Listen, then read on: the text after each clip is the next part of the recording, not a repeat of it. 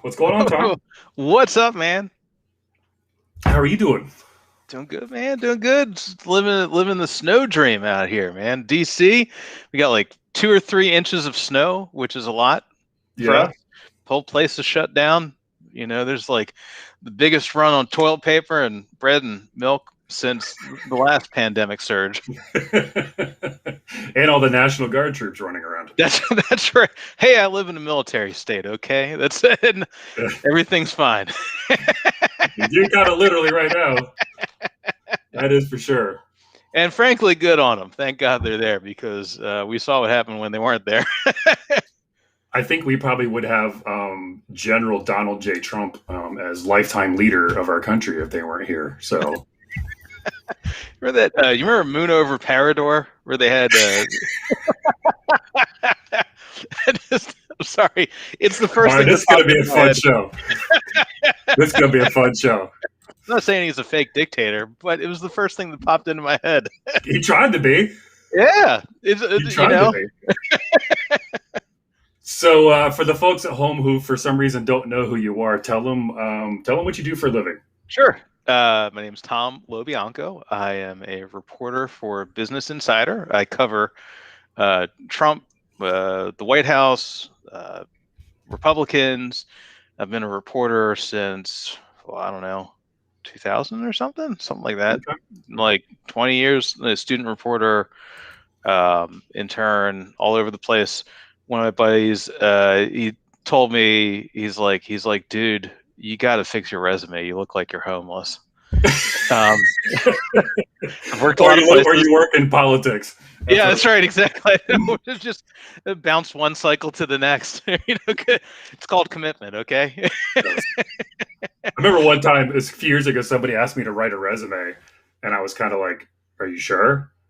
And they're like, "Oh yeah, we read a resume, blah blah blah." So I was like, it's like a 3-page resume, like I shit you not. and I get the resume, and the dude was like, "I just need 1 page." And I go, "1 page is like the last 2 years." Yeah, Like, right, exactly. That's not how this works. You're not gonna know anything. Come on, like. Oh my god. So, you are also the author of the best-selling book, Piety and Power, Mike Pence and the Taking of the White House. Now, little did you know when you wrote the headline or the title, the headline, that there was a potential taking of the White House a few years down the road. So that's rather prescient. When we wrote this, when I originally pitched the book, and I got a little bit of pushback on why the hell you're going to write a book about Mike Pence, the world's most boring politician. And I pitched it on the idea that, impeachment was a real possibility. And, that was back in 2017. And, I kind of felt that way. It always felt like, and this is certainly, and the thing is too, is that it wasn't just, my own instincts on this. This is what politicians and Pence's aides and advisors were making this determination as well, making an analysis that like Trump has one foot out the door, whether that's, via one too many, fish, filet of fish sandwiches from McDonald's, a successful impeachment. By the way, the red button for the Diet Coke is just amazing. That's one of my favorite anecdotes. It's so weird to me because like I watched him and like it just feels like commercial shticks from 1993. I can't explain it otherwise. And then like Vanilla Ice shows up to his party at Mar-a-Lago, and I'm like, Palm Beach County resident, by the way. Palm Beach County resident. Yeah, he is. I mean, notable because it wasn't like late 90s. It wasn't Korn that showed up. It wasn't early aughts. It wasn't it wasn't late aughts. It wasn't emo or whatever. It wasn't the 80s. It was the early 90s. And there were parachute pants and just like when he has that red button, and I'm like, wait a minute, are we reordering Staples? Like the easy button, right? Yeah. I'm like, I'm out of pens. Quick, somebody get me 1,000 pens. Oh my god. It reminds me of the on The Crown where every time the queen is done with you, she presses the button, the buzzer, and somebody comes and opens the door. Like, when the queen goes to push the button, that your discussion is over. This is terrible, but I'm just going to go ahead and say it. And it's incredibly messed up. And we were talking about John Weaver earlier. You Yes. know, this is like it's like the inverse of the Matt Lauer button, which is, I Mm. mean, to me is like astounding that somebody even installed that. Can I curse on here? Are we allowed to Yeah, curse? yeah, yeah. Go ahead. Yeah, Fuck it. yeah, man. I mean, it still blows my mind. Somebody fucking installed that thing in his office, and Hmm. some CEO up at Hmm. NBC said, "Oh yeah, that's a great idea." Yeah, somebody signed off on it. Right, right, right. Yeah, Yeah, like this is oh, that's an excellent idea. yeah. What What could go what wrong? what could you possibly do with that? Hey, Oh let's my just god. install.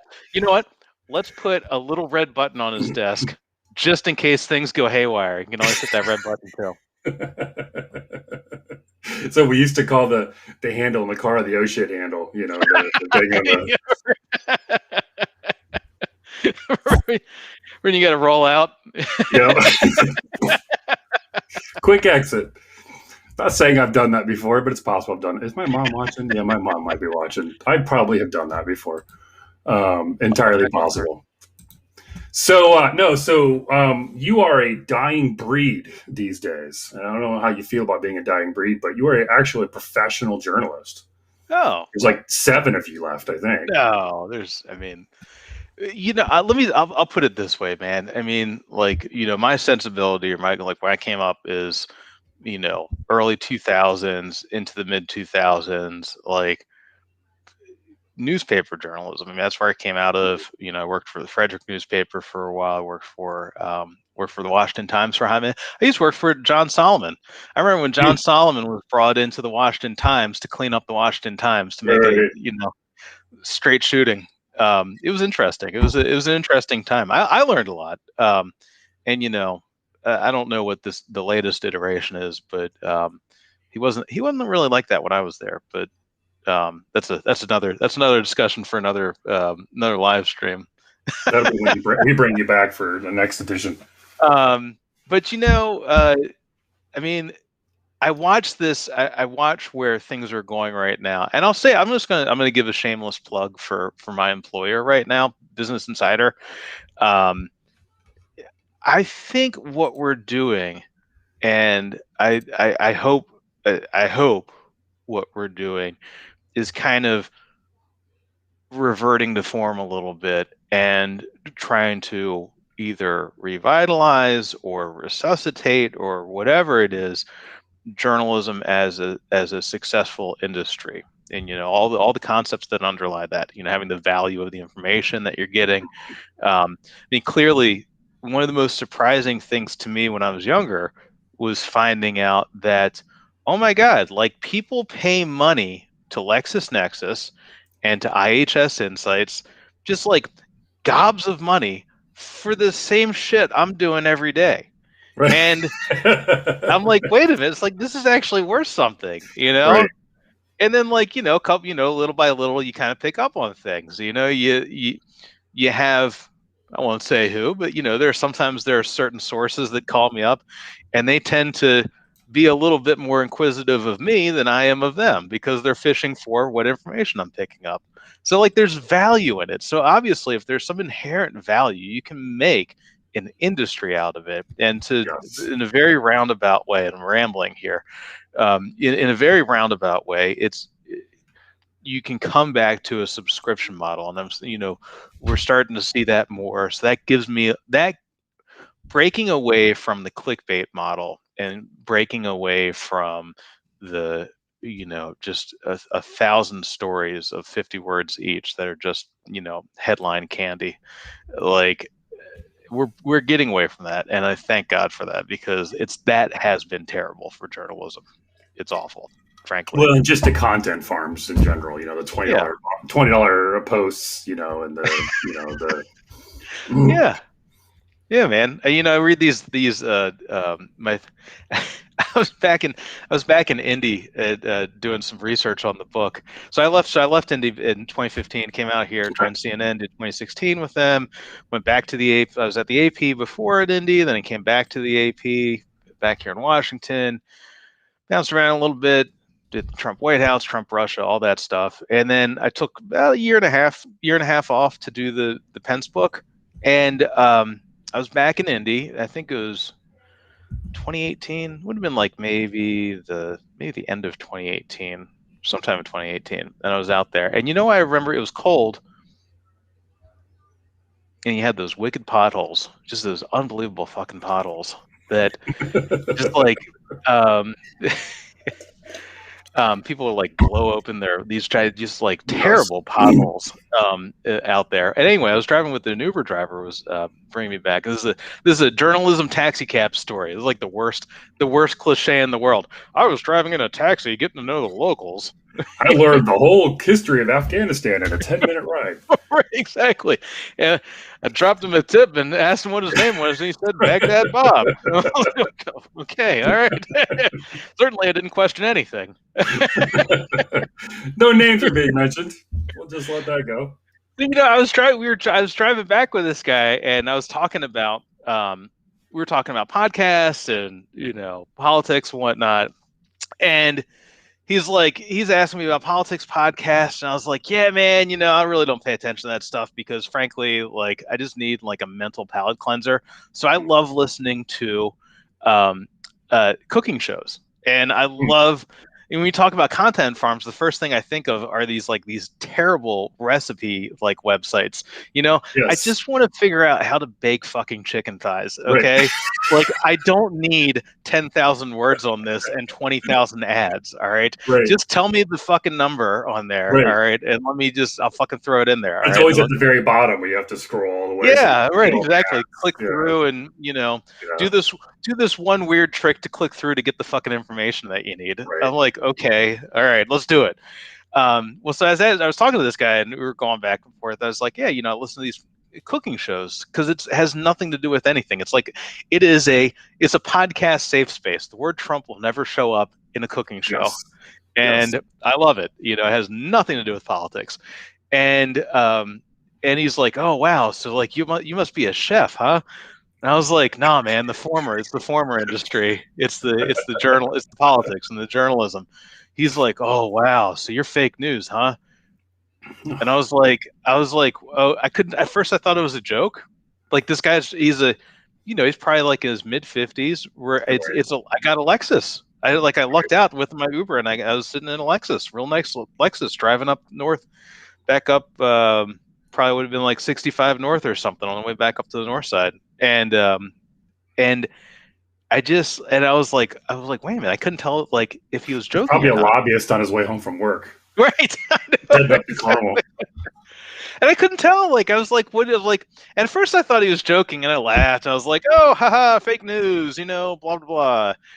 And then like he wasn't laughing. I was like, oh, wow, like you mean it. Okay. I'm like, well, why do you think fake news? He's like, all I know is we got to get that Jim Acosta out of the White House. And I was like, yeah, I'm like, I'm with you. The showboating. I'm like, I hear you. I'm there for that, man. I don't think showboating is good for journalists. And then he's like, no, man, we got to figure out a way to revoke his press credentials. I was like, whoa, no, man. Who's this we, by the way? Yeah, I was part of the conspiracy. It wasn't a theory. We were in there. There's two of us. I think that's a legal definition, right? I'm surprised we haven't gotten any other any comments on that one.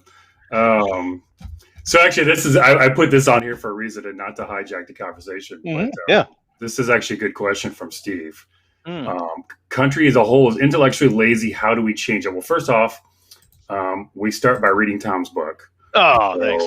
Thank you. That's the first thing we do. Because if you want to learn about, in all seriousness, I do think that the Mike Pence story, and I'm somewhat biased because I know Mike slightly, is kind of, if you understand Mike's rise and the guy who wanted to be president when he was 5, and basically lined up his entire life that way so that he would be president when he was 5, or after 5. Being president 5 would be kind of weird. Although after Trump, I'm not really sure where that bar is. What's I too mean, weird? if the I don't know. Constitution doesn't matter, then why not? We're kind of blew past that point. Um, but I do think it, and this is the honest truth. I do think that if you want to understand politics and how these guys get to where they are, and I mean, there's no bullshit. Your book is a good, Oh, thank you. Thanks, man. explainer of that, because Thank you you. lay out his story and you talk Yeah. about his beginnings and his dad and his family background. And, for people who don't know Indiana and Southern Indiana and Columbus and kind of that area, why don't you kind of give our people sort of the Yeah. background on like where Mike came from? Yeah, man. I did this I didn't always want to write a book, but I thought like at some point I would like to, because when you're writing 1,000 words a day, like you pick up things along the way, and you just don't get a chance to really dissect them the way that you want Mhm. to. And it's like it's not as bad as the year 2020 or 21, but like, I mean, in this industry in general, all you're doing is just running around putting out fires. And that's like, it gets a little frustrating. So I always want to do something. And, and he got selected to the ticket. And I'm not particularly a religious person. I'm more of like a ethereal. There's something up there. I don't know what it is. I think it's benevolent. Yep. And that's it. After the And then, last 4 years, we're not entirely sure, so we'll just sort yeah, of take that on exactly. faith. There's room for questioning. All right. And like, what it is from there, that's up to the different religions. But I just like, I couldn't shake this cosmic feeling, whatever that force is, that was like, you're not done with Pence. When I covered him in 2012 in Hmm. the governor's race for the AP, I spent a lot of time writing about the Lugar Senate race, because that was the big fucking deal. And it was huge. Yeah, man. Hmm. Massive. I was there. Yeah, man. It was I sort of have joked that I've spent the last 8 years of my career doing penance for what we did to Dick Lugar. So we'll just leave that wow. there, because that was absolutely not. I've never really regretted anything in my career, but in Wow. hindsight, I regret that race was bullshit. Yeah, man.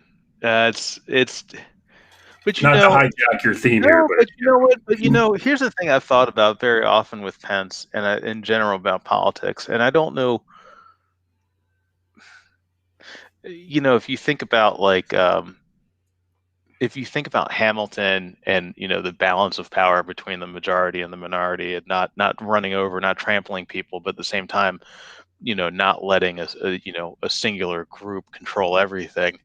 Um, I wonder about representative democracy very mm, often.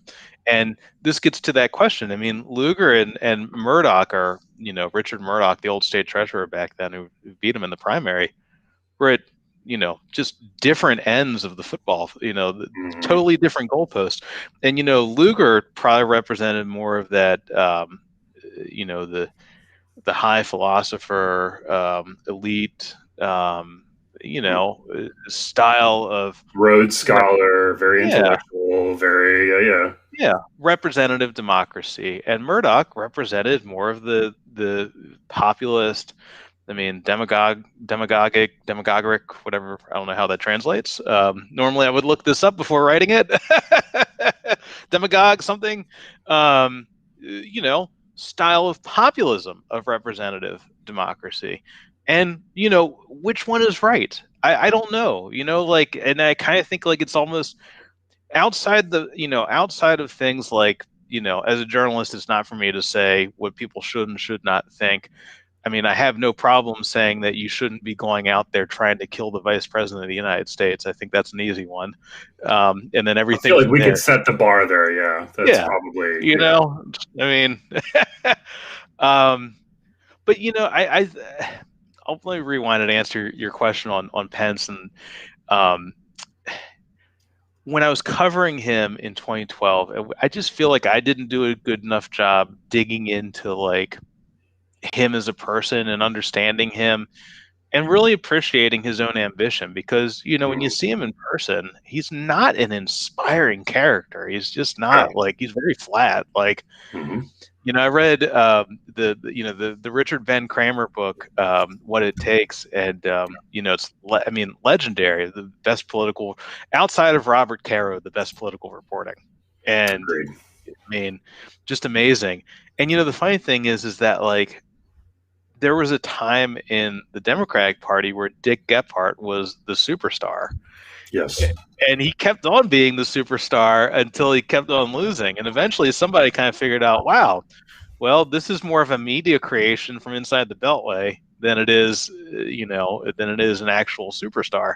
Mm-hmm. And sometimes Pence has a little bit of that feel, kind of flat Midwestern, and, not very, it just, sometimes he has the feel of a media creation. But one of the things I saw in the book when I did the research for the book, and I kind of pieced everything together chronologically, and you see these patterns emerge with him, as you do with anybody. He, he was more calculating and more strategic, and really more than strategic. He's more of a tactician. This is sort of the idea of Mike Pence. Mike Pence is a great quarterback. If you got, this is what they used to say about the Koch brothers. Same is true of Trump, him with Trump. If you've got a playbook, this is a great guy to run your playbook. Mm-hmm. He's not going to say stupid shit like No. there's fucking, Jewish space lasers destroying forests in California. Like, he's never going to do that. He's No. not going to threaten to murder people. Right. I don't think. He might threaten to murder people that were trying to murder him. That would be Yeah. understandable. Even then, it's Mike Pence. I don't think he Yeah. Yeah. would. No, he would pray for them first. Yeah, And I exactly. wasn't trying to be a smartass, but he literally would pray for them. I've said Yeah, this. I know you yeah, and that's I've had true. this conversation off air, but I have said this to people for the last 4 years who are asking me about Mike Pence, and I say, look, Hmm. I'm not his best friend. I guarantee you, if I was in a lineup of 5 people, he would have no idea who I am, despite my incredible good looks and my charisma and my charm. But what I remember of Mike is that his faith and his ambition are at massive loggerheads. And I Yes. don't know that he's Yes. ever really Yes. resolved the push and pull So because true. contrary to, well, I know the resistance, they want to shit on Mike and he's the Antichrist Junior. I get that. Mhm. I will tell you, and you'll back me up on this. I'm telling the audience. His faith is genuine. Yeah, It's real. it is, That man. is who he is. Yeah. That is not a politician act. That's not him putting a show in the crowd. I've prayed with him in private. I've been with him when he's talked to other Yeah. people. I've seen him. That is legit. And I think you do again. And I don't know if I get any of your royalties off the book, but your book does a great job of laying out, the presidential ambition or the political ambition, if you will, may have preceded his faith, Yeah. which is probably why It he feels that really has way. never been able to balance that out. Dude, absolutely. I mean, you know, he's so good in person, and he's so, like, he's genuine. I mean, in my Mhm. experience and from everyone I've talked to, when he's talking with you one on one, it's like he's there, he's present. Mhm. It's, ironically enough, the same thing that makes him great as a parishioner, as a practitioner of faith, is I mean, talk about like a devil's bargain. It's the same thing that makes him also incredibly popular with Republican Party donors, which is Mhm. being willing to listen and just like let him roll, man, and being genuine, being present too. He's incredibly good at that. And I kind of like, when he wrote that letter on January 6th to right before the certification, and I read that and I was like, holy shit, like, that's the fucking guy who worked with Craig Latwig at the Indiana Policy Review. It's the same guy Mhm. who would, take a Russell Kirk book with them every Mhm. summer on Yep. vacation, a new one. Yep. And they're not many new Russell Kirk books out there these days, okay? He always had a different one. It's not light reading either. That's right. That's right, man. It is dense. It is. Mhm. Yeah, man. It's like, My It's wife's like taking. when people tell me they talk about all these Ayn Rand books that they've read, and I go, "Really? Have you? Really? Are you sure?" It's about a 5 year read, like Right. 185-page speech. Yeah, sure. You knocked that out in a weekend. Here's the thing: is that Pence has had these personal introspective moments periodically throughout his career and throughout his life, really, where he kind of like figures out where things are going. And I haven't really, it's funny, I didn't really think about this until you brought it up. Now we start talking about the seriousness of his faith. um, One of those times is right after college in 19 it would have been 1981. He graduates from Hanover College. And By you the way, know explain to the people watching who aren't from Indiana what Hanover College is, because I think that's actually oh kind of yeah, yeah, a sure. story. Yeah, Hanover College is, so here, let's do a we did my hand earlier off yeah, air. right, exactly. That's a good one, So man. I'm like, I can't, I'm not that coordinated, but I'm here's, thinking here, right? yeah, here's I mean, Indy. Indy's here, Yeah, right? here's Okay, Indy, dead center of the state, more or less. You go good. a little bit north, here's Chicago up here, and then there's Fort Wayne up here, and come down to Indy, go down south a little bit. Wait a minute, here we go. Down south just a little bit, like down here, and that's Columbus, Indiana. And where I started with this actually was Pence's line about Columbus, Indiana is just so wrong. The line that he would use in the 2012 governor's race, where he would say is that he'd say, I'm just a kid from a small town in southern Indiana who grew up with a cornfield in his backyard. Yeah, not really. Yeah, no, it's not. It's like like Columbus is amazing. And I'm not saying that it's not, if you grew up with a cornfield in your backyard, that you're not amazing. What I am saying is that, like, this thing is like, it's an architectural haven. It Mhm. had this amazing guy. Actually, the way I started the book, and it was, we scrapped it because it was a little too esoteric, but for Indiana folks would get this immediately.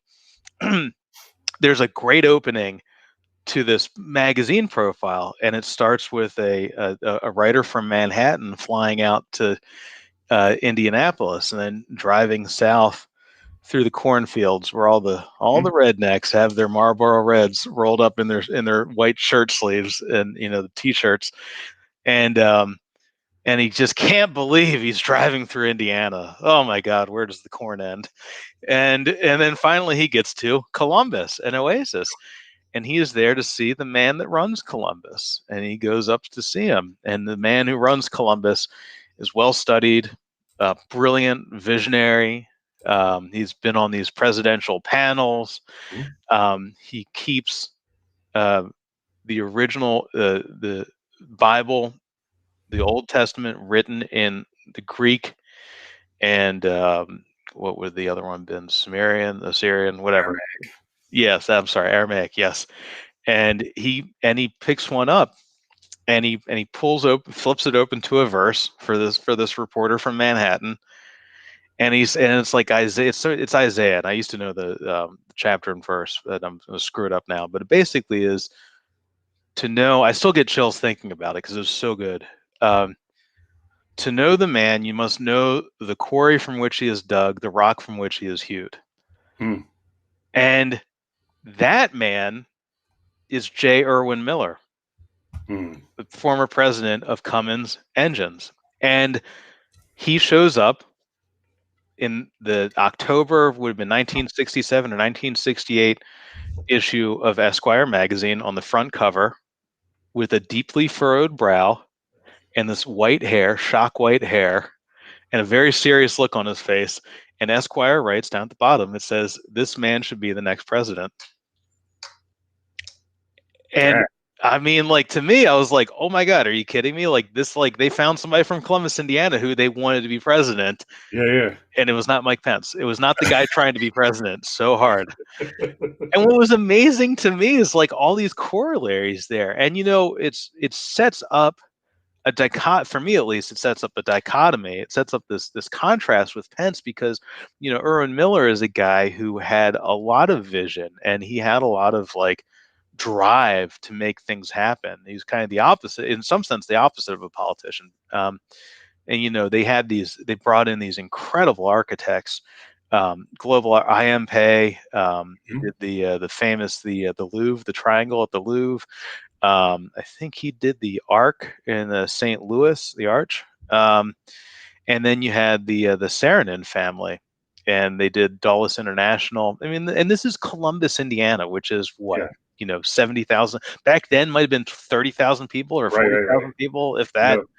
Yep. It's not a metropolis, but the thing is that like Irwin Miller made it like a mini metropolis by investing so heavily in it.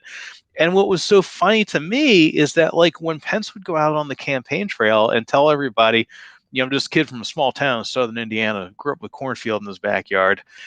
I'm like, Jesus, man, like you make it sound like you're in a John Cougar Mellencamp video, Right. which is, I mean, theoretically is what, just like 15 or 20 minutes south of there in Yep. Seymour, Indiana. Wilmington. Yeah, and all Yeah, that area down there is all. yeah. Yeah. And but you're not. I mean, like you're not talking about this incredible postmodern masterpiece of a public library that you guys had built in Columbus. It was nicer than anything I had ever had growing up, Mhm. and I grew up in a nice suburb of Baltimore, okay? I did pretty good, all right? Like um and it just felt like it purposely glossed over things. And I'll tell you that we were out there. I was out there with my wife and kid, and some of his neighbors, and we were driving around, doing this little tour of Columbus. And we get up to his house they lived in. It would have been the second house that the Pence family lived in. The first one they lived in was the corporate apartments for the young engineers that were coming into Cummins back in the post-war, late 40s, early 50s. And then the second one was it was a rancher out at Haw Creek Boulevard and 31st Street. It's kind of on the north edge of the city. And we drive up to it, and there's a fucking cornfield behind it. Yep. I couldn't believe it. I was like, holy shit, Mhm. he was telling the truth. He's technically telling the truth. Technically correct. Mhm. And I And if just, that isn't the essence of Mike Pence, I don't know what is. What you I, just said, yes, the yes, mythology with the grain of truth behind it is the essence of yes. Mike Pence. I just like, I had to go. It was in February, and there was snow on the ground, and there were the corn stumps poking out of there. And I was like, I was so like incredulous at the whole thing. I just couldn't believe it, like how much it captured everything. And I went back there again in like August when there was actual corn, and I was like, I couldn't believe the actual corn had grown. Like I had photos, I had video, I had everything from February. I wasn't sure. Maybe it was like a soy crop, maybe it was like, Right. maybe it was a watermelon patch. Maybe it was John Gregg's watermelon patch. Okay, the former House Speaker of Indiana. He is now there's a redneck. Serial candidate. Yes. Serial candidate for governor. I lost track of how many Serial times candidate. John ran for governor. I'll tell you a great John Gregg story. John Please. Gregg is I don't know how you narrow down John Gregg stories, but go ahead oh my God. John Gregg he looked like Wilford Brimley, yes. and bald, gigantic walrus mustache. And he's an old conservative redneck Yep. Democrat Blue from Dog Democrat. Yep. Vincennes, down near on your way down to Illinois, down near Ohio River, In down the near corner. Evansville. Yeah, down the southwest corner.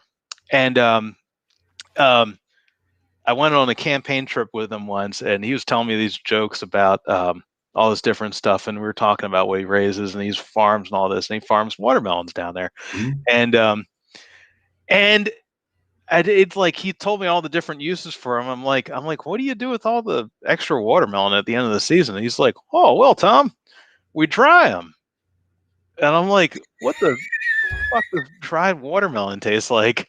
He was like, well, it tastes like spit.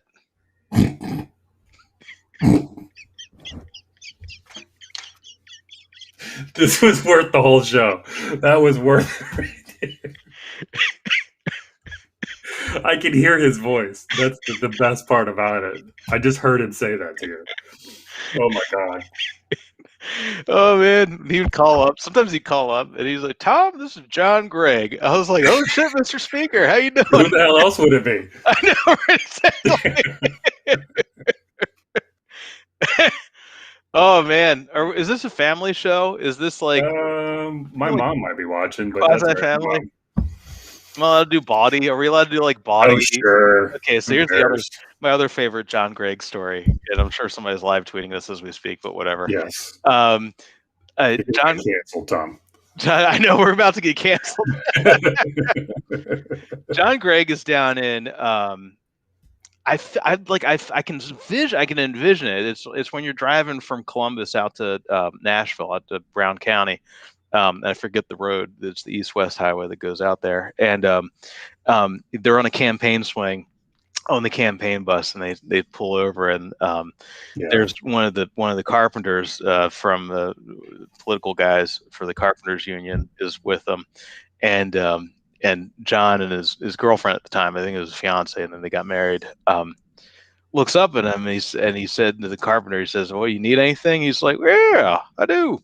He says, "All right, I'm gonna need a bottle of Grey Goose, some olives, and while you're in there, why don't you pick me up a dildo?"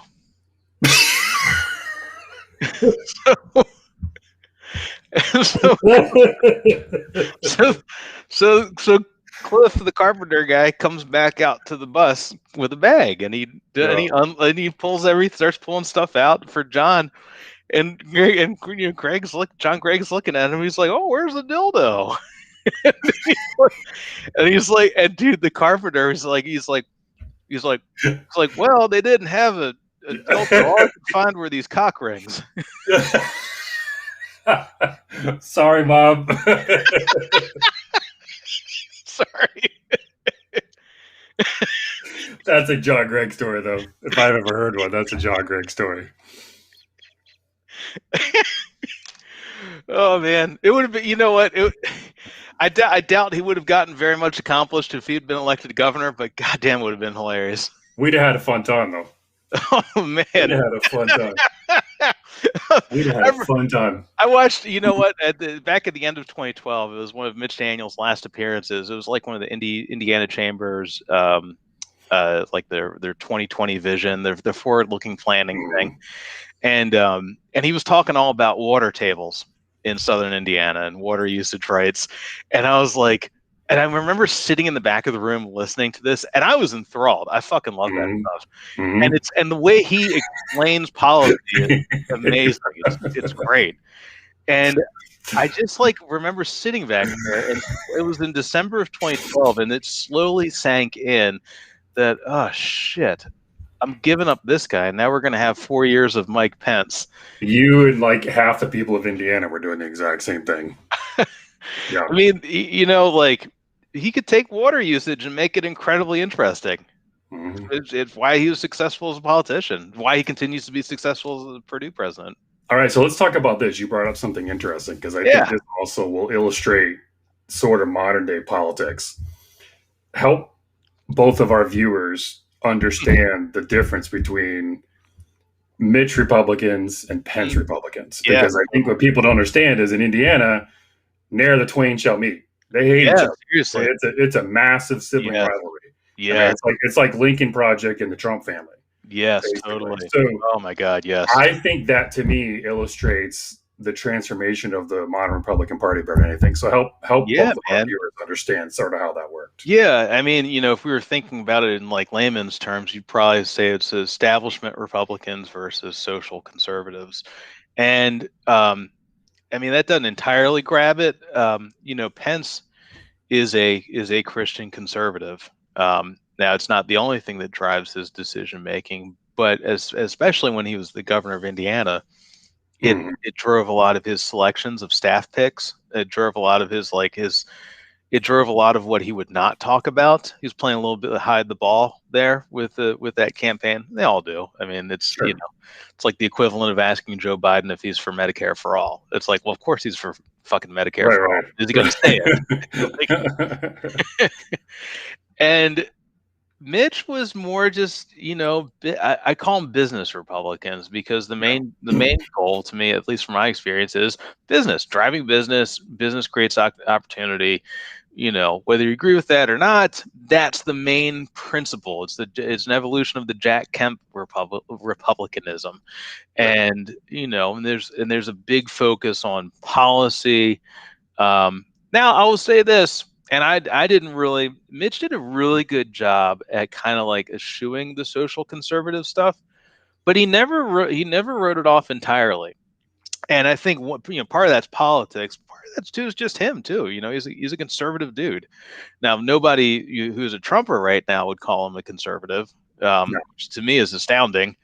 right. I mean, I'm old enough to remember when I used to cover the Maryland State House before I covered the Indiana State House.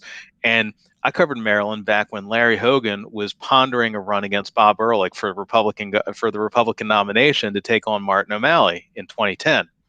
And Hogan was thinking about running to the right of Bob Ehrlich. And Hogan was to the right of him. And Mhm. I Yeah, think yeah. he still is. Now, Ehrlich has been going out trying to he was trying to position himself for like a secretary position in a second Trump term, which was like really weird.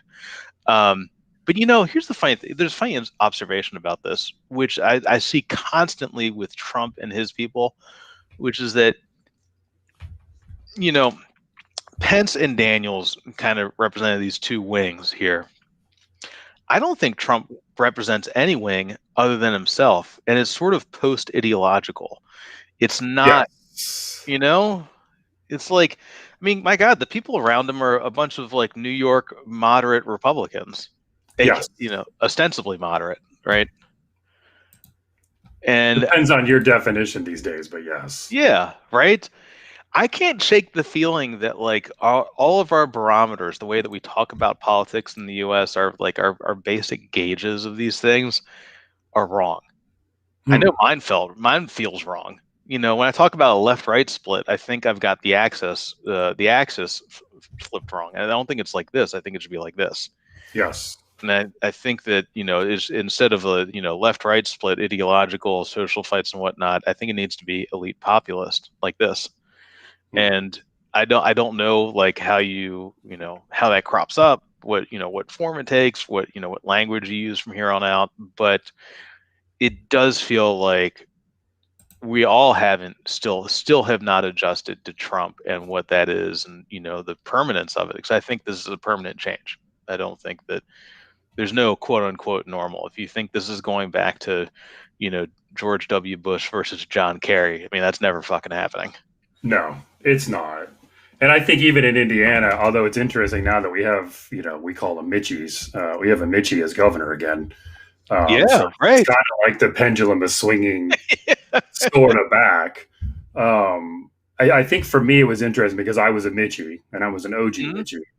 And my only claim to fame or success in the state of Indiana was I was the guy who coined the phrase "the most presidential man in America" that they used for Mitch's book. That was actually my phrase. I got a box of free books from the publisher from that, by the way. No way, man. Yeah, Nice. that's a funny story. So I actually had seen I had seen the marketing. They had sent out like marketing materials for it, and it was like coined the most presidential man in America. And I'm like, hold up, Who that's did my that? line. Like I wrote a whole piece about it, like for a website, like, and it was titled "The Most Presidential Man in America." And so what happened was, I emailed the publicist at I was Random House, or who, I don't even know who the hell it was. I should Mhm. know. I have his book over here somewhere. And I was like, "Hey, here's the link. I wrote that article." And she wrote back and she was like, "Send me your address." Like, yeah, okay. And like 2 days later, FedEx, I get like a box, like 10 books in the box I gave out to my family and stuff. True story. Um, That's it's awesome, kind man. of sad. It's sad for me to see that he's wasting his talents as president of Yeah. Smart People University. But I think it's interesting. I have always thought that the Indiana split was and I don't know that any of us saw it at the time, but the Indiana split was the precursor to the Yeah. party split because Pence, and I'm gonna challenge you. You tell me if I'm wrong. I've had a Oh, theory yeah. this entire time that based on what I saw and what I heard from my friends and people I talked to, whatever, that Pence was in some legit trouble in 2016. Yeah. As far as reelection goes, and Yeah. like there was some shitty polling, and there was some like legit like, oh my god, and was he running against John again? Yeah, he was. Yeah, he was. Okay, which I don't think people were bothered by. I think they were kind of going, okay, John Gray, Oh my God. cool. At least he's not going to ban gay people. Like, all right, I get it. And And then all of a sudden, Mike gets this lifeline. Yeah. Oh, like all of a sudden, I get to be VP instead of losing my reelection to because everybody liked John Gregg. Like, for people Yeah. who aren't from Indiana who are watching this, like John Gregg was an extremely likable retail politician guy, Yes. right? And Yeah. so Great at retail. you told a couple good stories, and I think people were kind of like, okay, I can deal with this. He's not going to run off all the conventions, and he's not going to, make us the laughing stock of America. And for people who don't know, India is home to Salesforce, which is a massive, digital. I don't know if they're Fortune 500, but they're pretty damn big. Yeah, man. Headquarters at NCAA, of course. Yep. The convention business, Indiana, thanks to Bill Hudnut, which is even before your time, Yes. became a very big convention destination. Yeah. And that's a huge part of the local economy. And Pence shit all over that because he don't like gay people. Yeah. And that was a massive concern for people who were like, okay, John Gregg's kind of an idiot, but he's cool and we all like him. And, he's not going to it's like the Joe Biden Trump thing, right? Like, okay, Joe Biden's kind of an idiot, but, he's not going to call for an insurrection at the Capitol. Like, he's not gonna, and it's not going to be like a million Antifa or whatever marching on the Capitol with fully loaded machine guns, etc. Yeah. And so I think that in Indiana was sort of this, and then of course that allows for Eric who's an old friend of mine, to kind of go from, what was he, lieutenant governor for like a week or whatever he was, and then all of a sudden, like, oh my god, guess what, Eric? Do you remember that weird? You remember that weirdness around Sue Elsperman, and they tried basically they pushed her out to make her the president of Ivy Tech Community College, which was interesting in itself. But there's something funny about this, and I've thought about this a lot with Pence and the gay issue with Mike Pence. Generally speaking, watching him with the RFRA, the one that finally blew up in his face, Religious Freedom Restoration Act, that would have allowed businesses to deny services to gay couples. That's at the end of the day, as functionally that was the driving piece of it, and the reason why was because the Republicans, and back to your point about the split in Indiana, and really in most places between business Republicans and social conservatives, certainly on gay issues, on LGBT issues, was that the businesses and the were joined with the Democrats and some Republicans in the state house, especially the Republican leadership, to stop them from placing the ban on gay marriage into the Constitution. And the ban on gay marriage had been there since the 90s. I think it's either by or Frank O'Bannon. It was a Democratic governor that signed it. I think it was Frankie, we called him. Yeah. Okay. Yeah, man. He was actually a hell of a nice guy. He was a pretty ineffective governor, but he was a hell of a nice guy. Yeah, his granddad, Grandpa O'Bannon, Funny story. So I actually worked with David McIntosh. Yeah, really? That had been 2000. Yeah, when he ran for governor. When he ran against Frankie. Yeah. And who, again, was another Southern Indiana excellent retail politician. Yeah. Buys LG. And we're doing a whole lot of Indiana stuff right now, which is kind of funny. But I love it, man. But Frankie was actually pretty much more intellectual than people thought he was, and more of a deep thinker guy, and it was great on the stump. And he was the guy. I think he had been majority leader in the Senate or something in the state Senate. Went by, picked up by, had been was out of high school about a week and then got elected governor. And true story, Evan Bayh is the first governor I ever met in person. In my 7th grade civics class field trip, we took a field trip down to the state house. Nice. And got to meet Evan Bayh in that giant ass office, which is bigger than my whole house. And I got a business card. As we were all standing around at his desk, I actually swiped one of his business cards, which I still have. Evan Bayh, governor of Indiana. Yeah, still have it somewhere. But so I worked for David McIntosh, and I think it was 2000. When I was really kind of getting going in my career and whatever. And David was a very I have no idea why we're talking about this, but fuck it. That's So, relevant, baby. um, Evan, so David was very much the your fiscal conservative, Mhm. had been a congressman, I don't know, 2 terms. I'm thinking off the top of my head, something like Yeah, that. he was 94 to And 2000. Yeah, okay, 3 terms. That was yeah, close. yep. And so and O'Bannon was the folksy, aw shucks, how y'all doing, roll up the sleeves kind of a Hmm. guy. And then we I will tell you this, and I don't know if people will verify this or not, but I know that at one point, pretty late in the race, we were ahead in the polls.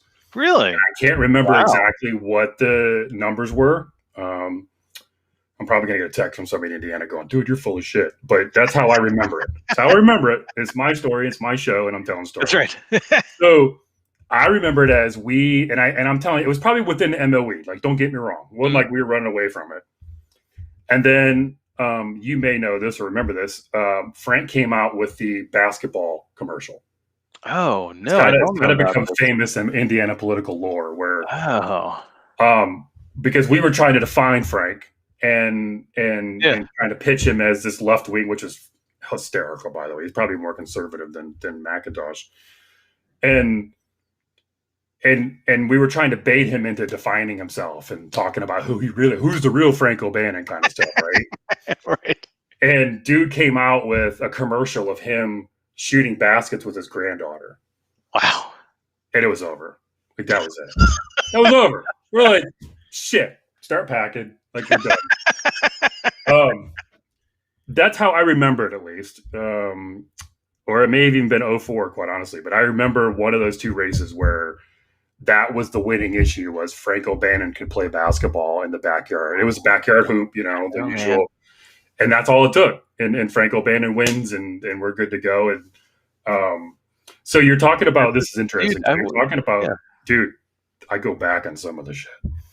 Um, so by leaves, O'Bannon's governor, and like, I don't know, last month or so has a heart attack in Chicago and dies. Yeah. Or a Right. horrible thing. Joe Yeah. Kernan, another populist blue dog, Yeah. had been mayor of South Bend. Yeah. He had like a tie to Notre Dame or something. I can't remember exactly, but he was from up there. Yep, Vietnam vet. Yep. Your typical union blue collar. I'm going to bring Yep. jobs to the hometown kind of guy. Yep. And then I was in a meeting, and it's the first time I met Eric. So this would have been, Oh. dude. I'm really bad at my history, Oh three. history Oh, major, which is because pretty funny. Kernan, It's because summer '03 or something, I think. yeah. Okay, that rings a bell. Yeah. And I meet Eric, who's like my size. Yep. We're pretty, Yep. like a too tall. We're like in the back of the room, two Yep. tallest guys standing in the back of the room. Hey man, I'm Eric. Hey, and Eric had worked for Johnny Ho and a couple different people. And I'm this guy, Mitch Daniels, who I had no idea who the hell he was, right? Oh. Which is stupid, because he was Huh. CEO of the largest employer in Indiana, which is Eli Lilly, for the folks at home. Yep. And who my wife was working at Eli Lilly at the time, and I still didn't know it. And I was like, so, like, who's this guy? And Eric's like, oh yeah, that's Mitch Daniels. He was CEO of Eli Lilly and blah blah blah. And like, and I start looking around the room, like, I know some of these people, and it just like hit me, because I'm a little slow, and I'm like, oh, this is the country club guy, right? This is the chamber guy. Like, Oh y'all, yeah. chamber, Right. the chamber has, Yes. and he's like, he has like Jim Kittle and all those guys, and he's like, he just kind of looked at me like, I go, cool. Where do I sign up? Like, it was like, Yeah. But that was the divide in Indiana politics. Literally. Because the Republican Party was the pro-family, ban abortion, ban gay Mhm. people, have a church in every corner. And the Democrats were the more job creation, economically minded. That was the Mhm. split in Indiana. And watching that change, over the past, I will call it 15 years, Yeah. 16 years, whatever. And I think Mike Pence is a good representative of that, because now Mike Yeah. Pence finds himself, and now we're going to get to the next part of the conversation. Mike Pence finds himself 4 years. I don't know. I hate to say disgraced vice president, but Um, He's got some tarnish on him. It's true. I yeah, mean, like, if a singular thing that defines you as a politician, I mean, people are not, prior to his time with Trump, the thing that people remember the most about him was the RFRA blow up, the Religious Freedom Restoration gay marriage battle, which he it wrecked him, um, and he almost lost because of it. But yeah, man, like like what defines Mike Pence from here on out, and the answer is his time with Trump. hmm Now, if you're a Trumper and if you're like a Trump Republican, I think I saw Axios had a poll out that showed that like 36% of their sample of Republican voters I'd self-identify as Trump Republicans versus like 56% that identify as traditional Republicans. And okay. obviously there's a very, kind of nebulous terms. But as a rough benchmark, it's fine. Um, the Trump Republicans, 36%, probably hate Pence right now. And I was listening to Denver Riggleman, the guy from the Mhm. former congressman from Virginia. Virginia. Yeah, man. Yeah. He had an interview with PBS NewsHour a couple nights ago, and he was saying that I think he's got, I forget where it is. I think it's down near Richmond, South Central Virginia, on your way down to Richmond. And once you get outside of Northern Virginia, which is just nothing but lobbyists and And government defense workers. Yeah. contractors, yeah, exactly. Like once you get out past that, then you hit Virginia, which is the state. And there's somebody who has like a fuck Pence sign sitting on their front lawn. Still, Yeah. election's over, and like people are still ready to like destroy him. So like, does Pence, is that the what you got out of 4 years of Trump, that like now the party base hates him and they think he's a traitor? There's a certain segment, and I think that this needs to be seen. We need to determine this. There is a certain slice represented by the Marjorie Taylor Greens of this world, the Yeah. QAnon world, who believe that he's in on it, right? That they believe that Pence is part of the quote deep state that Trump was fighting against. Um, if that represents 1% or 2% of the party, he probably doesn't have a lot to worry about. If Trump is sitting in Mar-a-Lago and he gets his Facebook privileges restored, and maybe he can find a workaround to get back on Twitter, and he starts putting this stuff back out there, maybe I'm that sure there's becomes a already party. a John Barron account on Facebook. So Yeah, right. that has to be. It's just, I feel like that's the story that nobody's done yet, but we all have to, which is, what are the Donald Trump sock puppets on Twitter?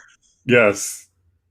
Yes. So here's an interesting thought. So I was actually talking to some friends of mine, and there's some people who you would know, Mm-hmm. who we were kind of canvassing over the weekend because I had mentioned that I was having you on, and we were going to talk about what Mike Pence was going to do. And the one comment was, of course, run for Senate. And my thought was, well, Todd's not going anywhere, Mm-hmm.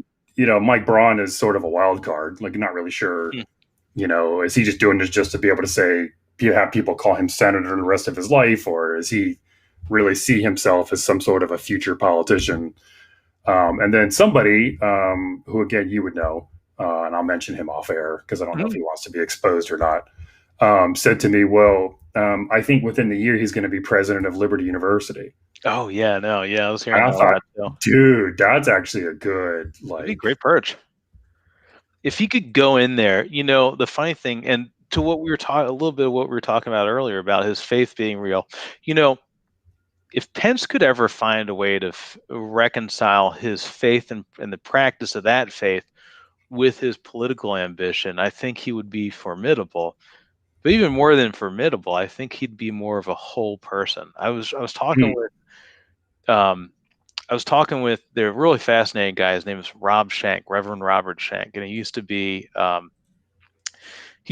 a Operation Rescue Christian oh, yeah, yeah. conservative, yeah.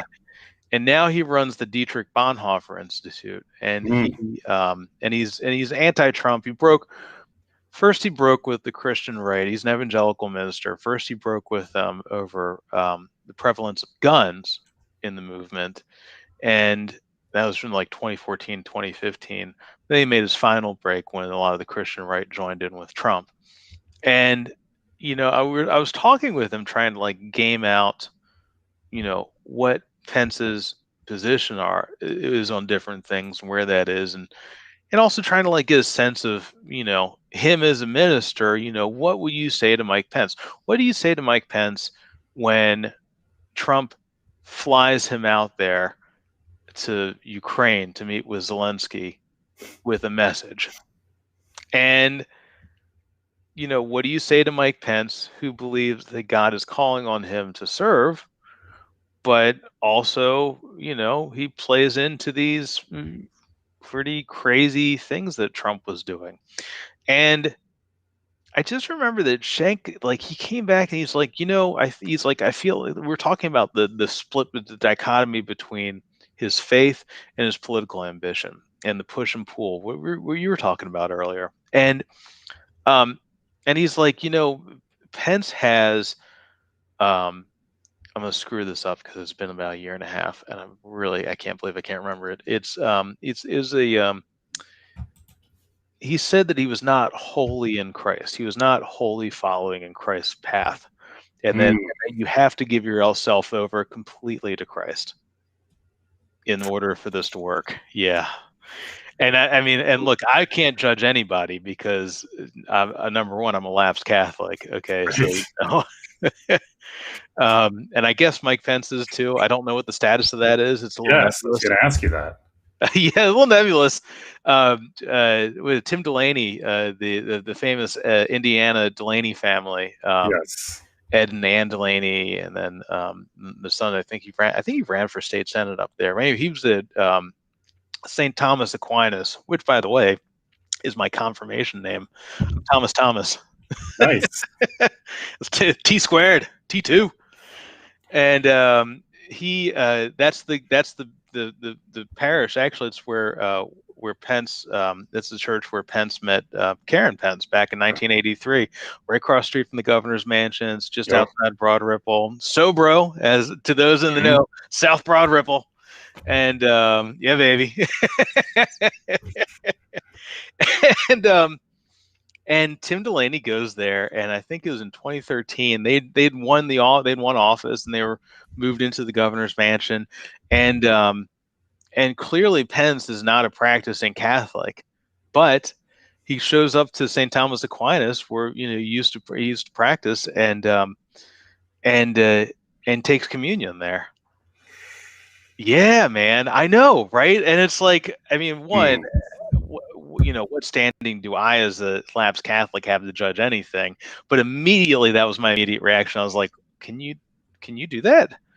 I'm like, I'm pretty sure I have to flail myself like at least 500 times for like the last 20 Yeah. years of never saying penance. Like, Especially when you leave the church and go full evangelical, and then I it's a mean, little awkward. it's, so like, I don't know, man. His faith to me is really fascinating, and I wish that like we would see a little bit more of him talking about that. But I think the flip side of that, and this is a truism of Pence, and I think it's true of a lot of politicians, frankly. Um, you know, my book editor brought this up in there. Actually, my agent brought this up in the context of Hillary Clinton. She's like, you know, Pence sounds a lot like Hillary Clinton, which is they had to learn how to be politicians. Ooh, Yeah, I know, right? God, it was ooh, damning. I know. It wasn't that's meant good in a though. damning way. It was just a really solid observation because Pence is a color by numbers type of politician. And if Hmm. you look at the way that he's run every one of his campaigns, um, why does it look like why is he so cautious? Why is he constantly morphing? Why is he changing so much? Well, he's moving with the tide. And I think that kind of goes back to this concept of like, okay, what is representative democracy? What are you representing? Right? Are you this upper level, philosophical guidepost for, where your constituents should be heading? Or are you just responding constantly to that collective id? Like, okay, let's Just go. kind of following the crowd around. Yeah, right, exactly. Let's go get Elon Musk, and we're gonna all hop in this space shuttle, and we're gonna fly into space to find where the Jews have the space laser. Okay, and then we're gonna shut it down. All right, and By if the way, and I feel like there's better uses for the space laser than lighting fires in California. Like, I know, right? why did we waste it on that? It just seems so stupid to me. I mean, if George Soros really gave a shit, I think he'd point that space laser elsewhere. Okay. At Mar-a-Lago, did I'll probably get in trouble for that one. Hey, did I say Not that? promoting that, no. All of a sudden,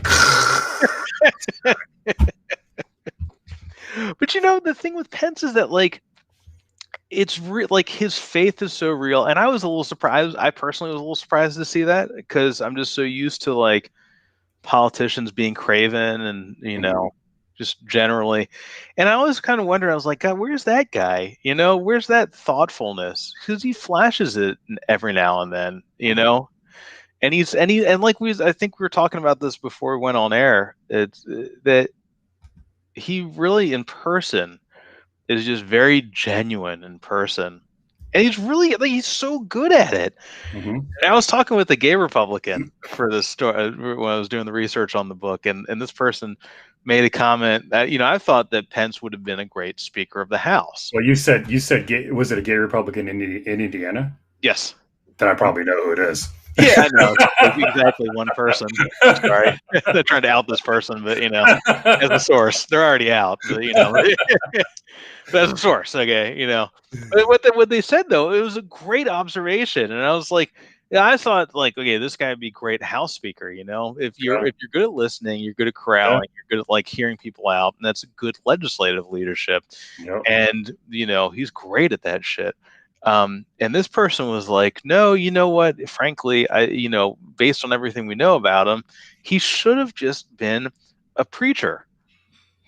And he should have been like a minister. He should have been, and he should just be the guy parked at the, the church office listening to his parishioners come through. And he's really good at that, and, he's probably not going to be he's not the kind of guy who's going to tell you that if your son is gay, that person's going to hell and you should probably disown him. That's not how he rolls. No, at all. Do that, for being in such a judgmental group, he's weirdly non-judgmental himself. It's there are a lot of interesting, the funniest thing in the world is, dude, Pence is an infinitely more, to me at least, is an infinitely more interesting character than Trump is, because Trump's very one-dimensional, Pence has all these quirks, man, all these dichotomies going on. I find him incredibly fascinating. Yeah, no, I do too. I think that's why I wanted, I said to you last week, it came up in conversation with somebody, and I think it was my business partner. We were talking about well, where does Mike Pence go? Where is the next step? And honestly, more, him better than almost anybody I know. So it's kind of the natural conversation is with you, because it's a good question, man. A lot of people really know. Well, and they don't know. I mean, he's not going to be president? That's over. If people are telling him otherwise, they need to stop. If you'd told me that the whole thing would end with the first insurrection, is it the first insurrection in American history? First one I've seen. I hope it's the last one. And them out there with a fucking gallows pole and a noose and chanting to murder him. It's insanity. Mm-hmm. And it's a level at which I don't know. And you could argue that Mike Pence was more loyal to Donald Trump than Melania was the last 4 years. Oh yeah, easy. Yeah, I mean, he carried the water so well. Now I'll say this: it wasn't perfect because remember he was very good at making himself scarce when things got really shitty, like more shitty than usual. Yeah, which is kind of normal, but I don't know, man. It's my understanding, and I think this is true. I mean, look, I was being moderately facetious with the whole couch surfing thing, although it is a little weird that they don't have a house. That. So do we know where they actually are? Okay. I mean, are you? I mean, you don't have to give like the address or whatever, but No, you know what, man? The whole reason we wrote that story, and I went to his top people with this, and they knew I was working on it, and I really, ugh, I really hate when politicians do this. It's like when you know a reporter is working on a story, and like rather than telling them what's happening or telling them you don't want to talk about what's happening, you just wait until the story comes out, and then you go out and be like, "Oh, but this is what's actually going on," and these goddamn media don't care about anything, and I'm fake like, news. Jesus, man, it's like God, it's so dick. You know, I just kept on hearing from different places, like, okay, they're staying at the governor's cabin in Brown County, which is a Mm, beautiful, yeah, beautiful state park down there. Rolling hills, borderline mountains is gorgeous, and not too far from Columbus, Indiana. And then I heard the that only he part was, of Indiana where we don't have corn. yeah, right.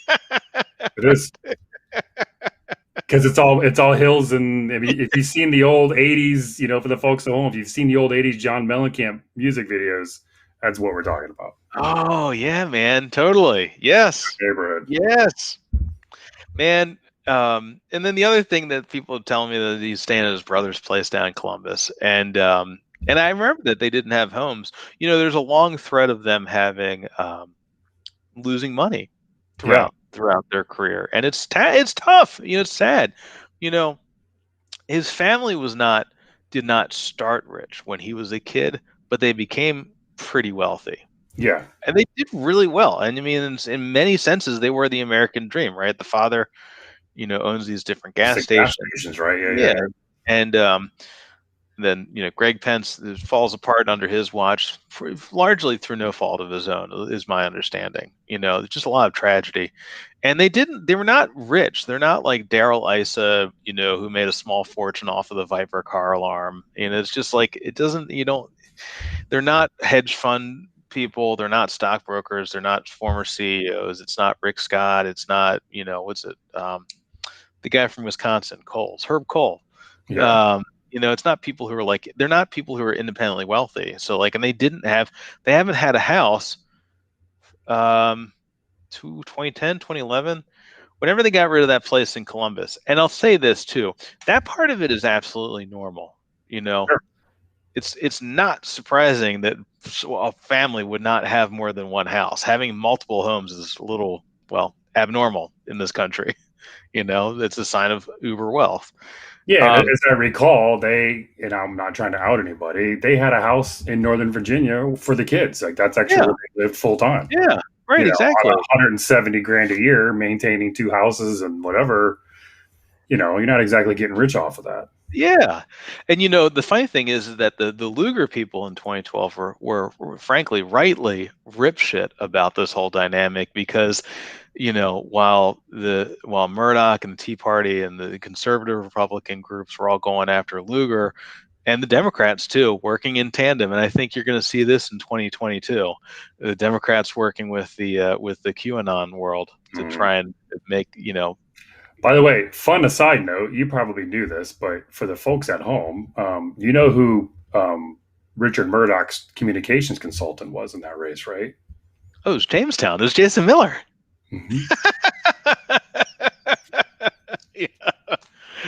Oh yeah, I remember that. Yep, And Jeff Rowe was on that campaign too. correct. He was. Jeff Rowe and Jason Miller. I sat down with them for Hmm. breakfast at Patachu and right Hmm. across the street from the State House back then. Yeah, man, I know. It's really crazy how small this world is when you think about it.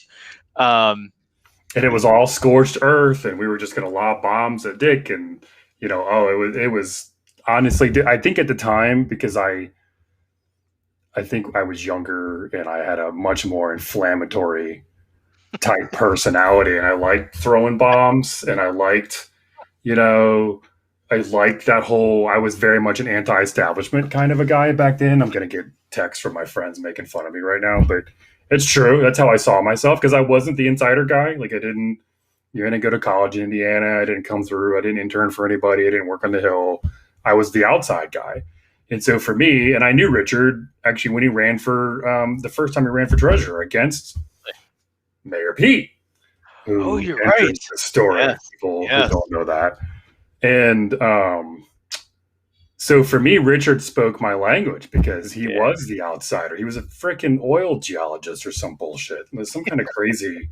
It was something like that. And for Richard came to prominence in Indiana by traveling around the state to Lincoln Day dinners, giving Abraham Lincoln speeches. He could give the Abe Lincoln. Oh my God, I It forgot was about that. Yeah. second inaugural or something. He would do it from memory, and Yes. it was like that was his big shtick. And of course, he's tall and lanky and big Yep. hands, and that was his shtick. And he turned that into being treasurer, and God. being a fairly horseshit treasurer, if I'm being honest with you.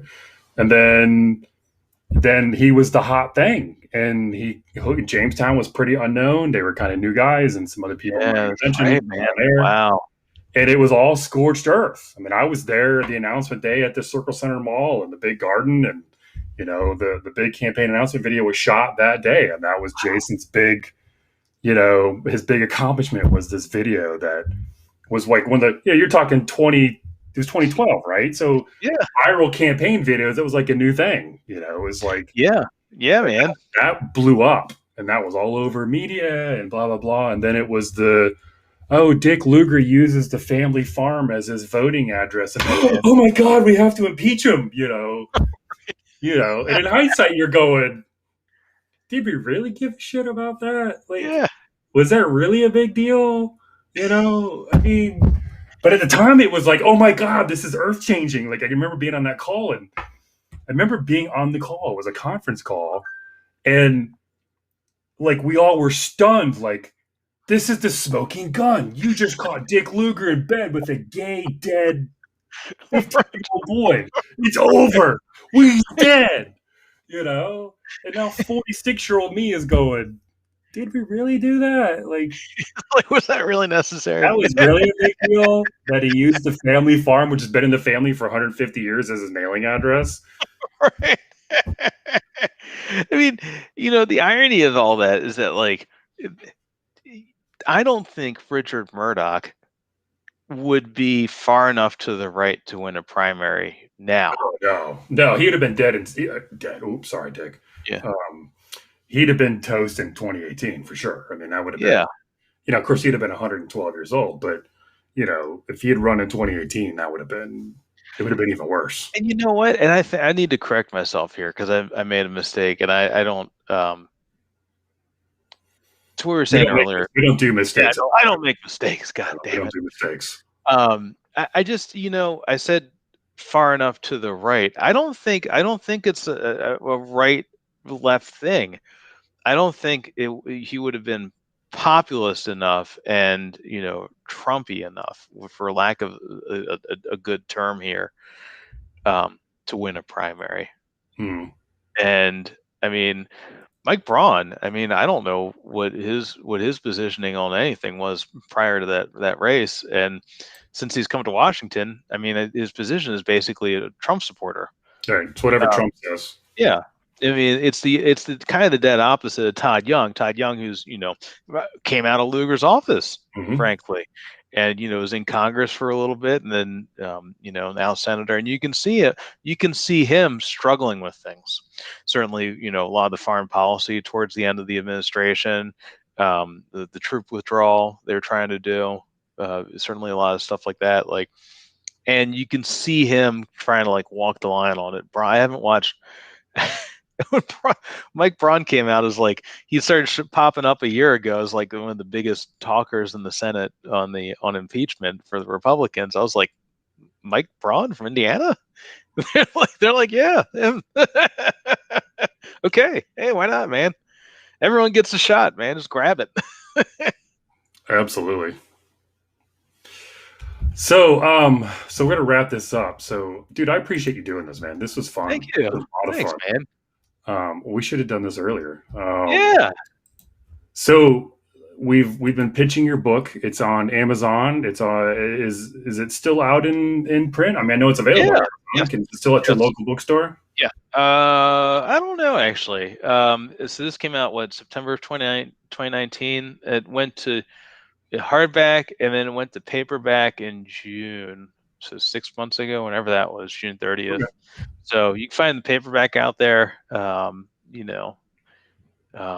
Yeah, please. What I would say for this is, you know, he's worth understanding as a case study in sort of like how politics works.